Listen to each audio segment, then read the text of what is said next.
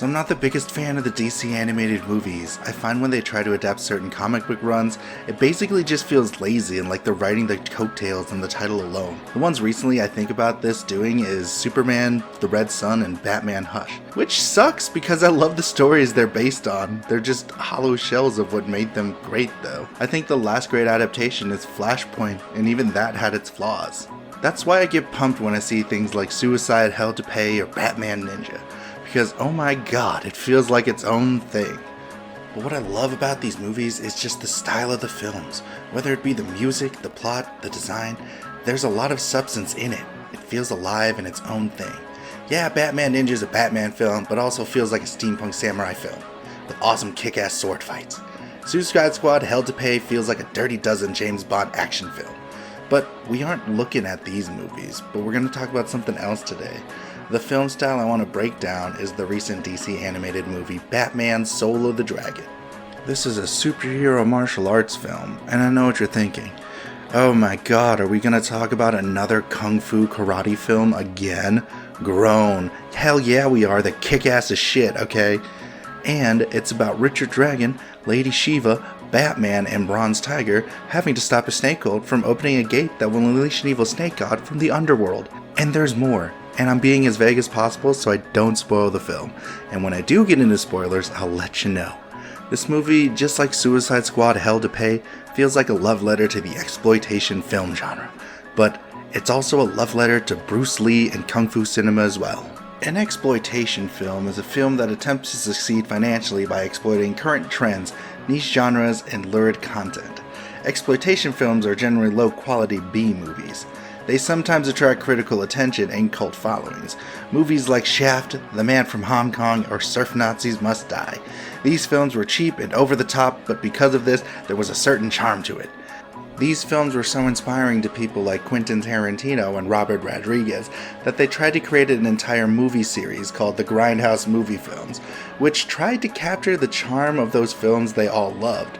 It just kind of felt like a bad imitation, but with a big budget. I do have to say though, the mini trailers before the Grindhouse films felt very charming because they were small bite sizes and felt more like the Grindhouse movies they were trying to imitate. But that's not to say we haven't had good exploitation films or homages. I would say something like Black Dynamite is exquisite. CIA needs Black Dynamite now more than ever. We need you, Black Dynamite, now more than ever. I thought I told you hunkers from the CIA that Black Dynamite was out of the game. And he's better than Shaft, Superfly, and the Mac put together. Batman Soul of the Dragon feels more like that. I think the reason is because it's animated. The last time I talked about Warner Brothers animated films was in Mortal Kombat, and I complained how their stilted animation felt off compared to the action scenes. But here, it adds a certain charm. It's the feeling of being cheap and working with what you got.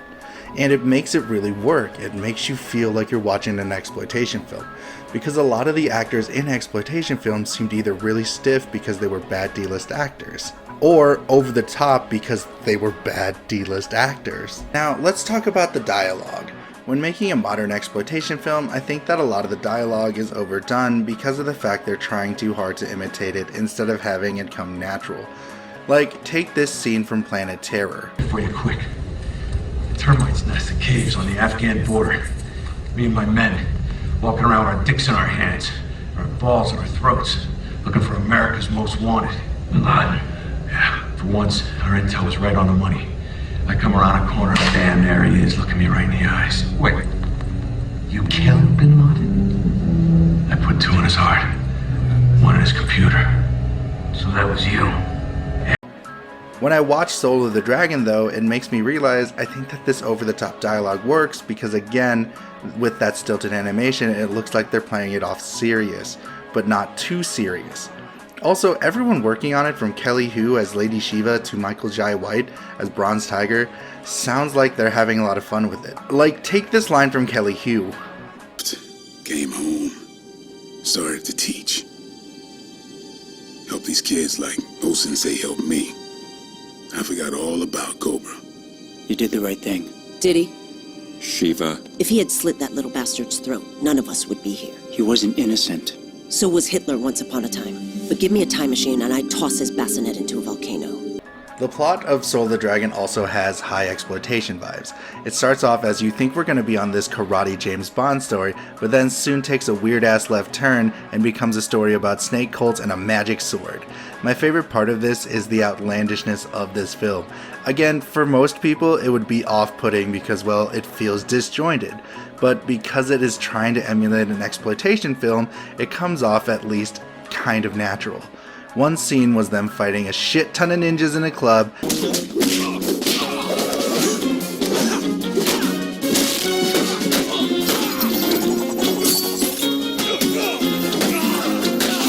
and then you switch to a chase scene where someone is getting shot out of an ejector seat. It is. Shiva, no!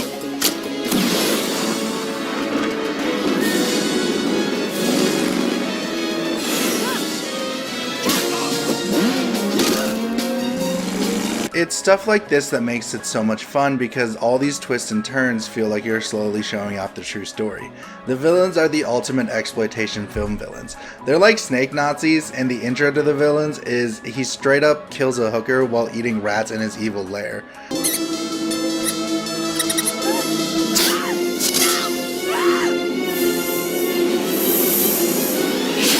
Like, this movie knows what it's about.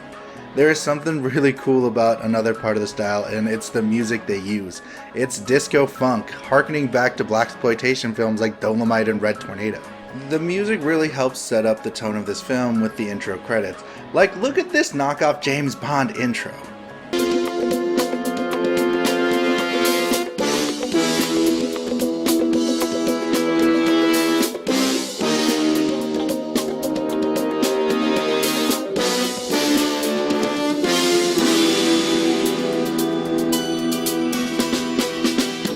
The amount of cheese with the music and the scenes going on is just A1. Mwah. The disco funk aesthetic doesn't even stop in the music. Everything about it screams 70s funk era. Look at how all these characters are dressed, from the frilly collars to Bronze Tiger's afro, all staples to that era. One small little detail they brought is the small nod to in the 70s there was a big boom in martial arts with this line. Hey, slow down, Charlie Chan. There's a line. I'm not here for the music. I'm a friend of the owner. Buddy, I know karate. So how about you get out of here before I kick your ass? So, by now you guys know how much I fucking love martial arts films. And yeah, we're about to talk about how Batman Soul of the Dragon is a martial arts film. Sure, it has Batman in it. Don't get this twisted. This is a martial arts film at its core. The plot does lean heavy towards exploitation, but it also leans heavy on classic martial arts cinema, like something from the Shaw Brothers film. The way the heroes of this story have to come together and team up to stop the threat from their past and confront their old master feels like something straight out of an old kung fu film. He's so disappointed in you. Ben Turner, with his uncontrollable anger. Shiva, who failed to guard his blade. Bruce Wayne, the perpetual child who thought he could defeat evil. And Richard. Oh, Richard. The plans he had for you. Who are you? But as well as having flashbacks showing off their intense kung fu training, has the feel of training scenes like in The Legend of the Drunken Master. Heck, the way they're introduced to each of the students feels like the intro of the Five Deadly Venoms, showing off their skills and their reasoning being at the temple. Disciplined, honorable.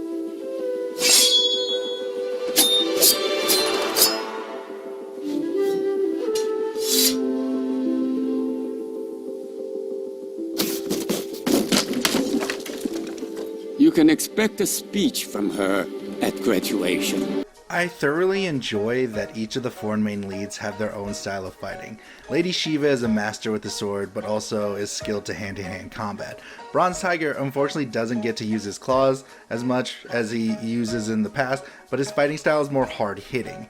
Richard uses quick thinking, and Batman uses darkness and tools. You know, Batman shit. I'll get back to Batman later, but the fighting scenes are also very extremely fluid in this movie. So I said this in the Mortal Kombat review, but to me, you kinda know where Warner Brothers spends their time and money. It's all on these fight scenes. Which, this one compared to maybe other DC movies should be your main focus because, well, you know, this movie is supposed to be centered around sick kung fu fights, bro. The two fights I just want to talk about that I enjoyed the most, that feel like the true kung fu badassness I was looking for, is Lady Shiva versus Lady Eve and Richard Dragon versus Snake King. Lady Shiva's fight is a strong battle against two female combatants, but what really makes this fight badass is how much it just feels like a true kung fu film. Shiva throws away her sword mid-fight to show she doesn't need a weapon because, well, she is a weapon, and then she shatters Eve's sword like a badass. Fool. You gave up your weapon.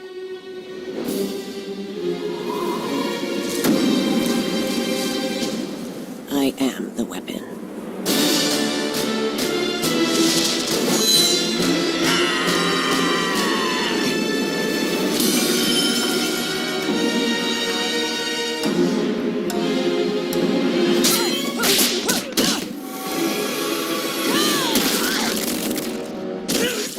Then there's Richard Dragon versus Snake King. At first it seems very one-sided, Richard is losing, but then you see he's slowly learning how to beat his opponents by throwing rocks because his opponent can only hear and not see any of his moves. It's a very fun and playful way to show how Richard's personality and fighting style really is through the fight.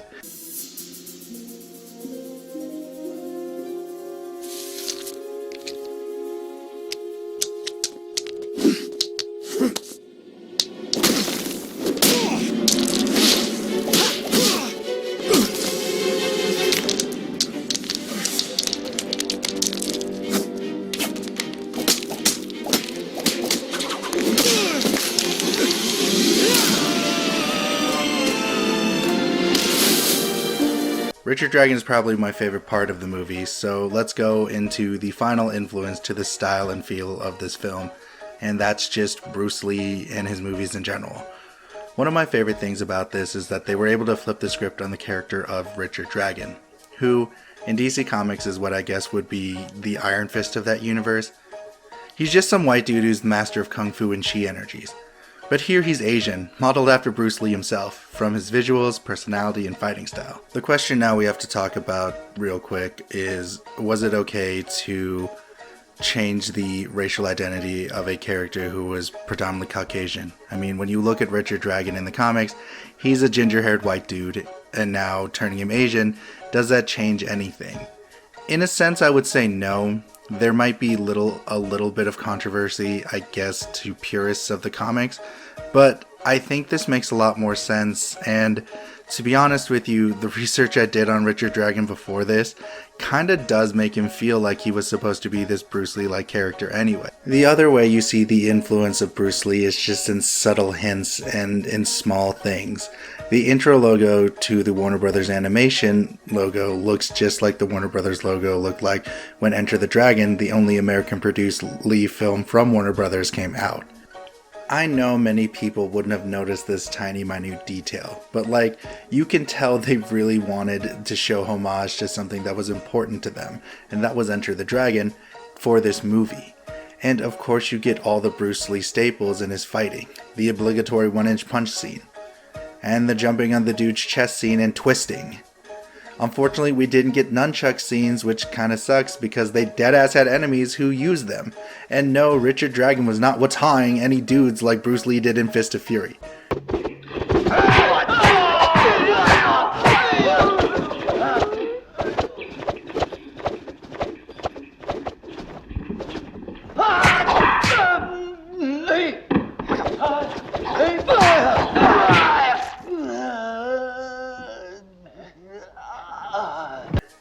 Which, not gonna lie, is kind of upsetting. We can't always have what we want though.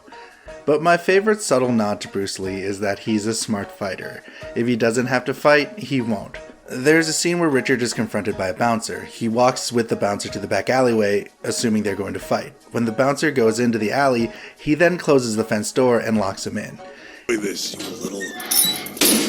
Hey! What are you doing? Hey, come back here! Somebody get the key! Hey! Hey! It's again a small thing, but one thing a lot of Bruce Lee homages forget is that Bruce Lee wasn't just some badass. He was smart, and he would try to take the simplest way to victory, which at that moment was not fighting at all. Now I want to get into the problems with the style of the film, and well, now I have to get into the elephant in the room, or what I say, the bat in the room, because honestly, I don't think Batman was really needed in this movie at all, so fuck Batman. Fuck Batman. He's the worst. God, he sucks so much. Why does DC keep sucking his dick? Holy crap, there's more superheroes, bro. Whew. I got that out of my system. So I say this because the first of the main characters we're introduced to is Richard, and you think he's going to be the main focal point, but then when we're met up with Batman, Richard feels like he takes the back seat. Like, I don't really understand why being Batman is that important, really. Richard continuously tells Bruce that he better have Batman with him like he's some big part of the plan, but Bruce's Batman only appears for his introduction and then the last part of the film, and even then, he really doesn't have much to do. Okay, so minor spoilers for the film. It is told Richard is the key to all of this, but it doesn't feel very earned. His rise to being the best martial artist feels rushed, and again, I think it's because of the Batman plot, because all the flashbacks always feel like it's being seen through Bruce's perspective. I think Batman would have been fine in this movie if he wasn't treated like a main focal point. Like if they would have kept the story feeling like Richard's and have him be the center of it with all the flashbacks and seen through his perspective. I think it would have worked out a lot better for the story they're trying to tell. Heck, even shifting the intro to being Batman finding out the snake cold is the thing here instead of Richard, and then have him be the chosen one at the end would make a lot more sense. My favorite option in this movie would have been not to have Batman at all. Listen, I know this wouldn't have gotten off the ground if it didn't have Batman's name on it, but I think there are other non-powered, more grounded martial arts styled characters that could have been used. Like there's an entire league of assassins, my dude. I think honestly Deathstroke or maybe Talia al Ghul would have been a better choice for the Batman replacement. But honestly guys, Batman feels off in this world, and I know that's saying something because the dude's rogues gallery involves a posh penguin man and a psychotic clown. But Bruce and Batman just don't really fit the exploitation film vibe this movie has. Lady Shiva is that stoic badass, Bronze Tiger is a cocky jive-talking black dude, and Richard Dragon is the semi-cool collected one. Honestly, Bruce is just there to be the reluctant hero, I guess? I know that I'm ragging on Batman a lot and at the end of this video, but like my biggest complaints are all the Batman-centric scenes. If you took these scenes out and fleshed out more of the relationship between the three in the past and have more interactions with the group in the present, some of the relationship would feel more fleshed out. But I guess the question is, does the Batman scenes really ruin the movie? No, absolutely not. It really doesn't. That was just more of a minor nitpick. Sorry guys. This movie was meant to be schlocky. It's meant to be bad, and if you were coming into this movie for a serious Batman film, what fucking trailer were you watching, dude?